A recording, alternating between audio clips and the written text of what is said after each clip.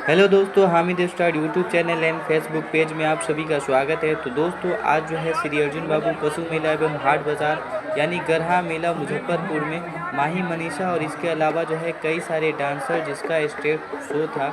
तो आज यहाँ पर हम काफ़ी लेट पहुँचे, पर कोई बात नहीं, आपको स्टेज शो दिखाएंगे, तो वीडियो में एंड तक बने रहिएगा। उससे पहले अभी तक आपने चैनल को सब्सक्राइब नहीं किया है तो नीचे सब्सक्राइब बटन है, उसको प्रेस कर लीजिए। साथ ही साथ वीडियो पसंद आए तो वीडियो को लाइक ज़रूर कर दीजिएगा और इस वीडियो को अपने दोस्तों के साथ शेयर ज़रूर कीजिएगा। तो चलिए शुरू करते हैं आज का ब्लॉग बिना किसी देरी के। बने रहिए हमारे साथ। ये अच्छा चलेगा, या फिर डाउनलोड गाना है तो वो बजा दीजिए।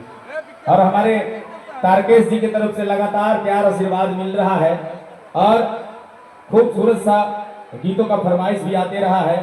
और मैं कहना चाहूंगा कि हसीनाओं से सलामती ही अच्छी, ये हसीनाओं से सलामती ही अच्छी, ना ही इसकी दोस्ती अच्छी, ना ही इसकी दुश्मनी अच्छी। आगे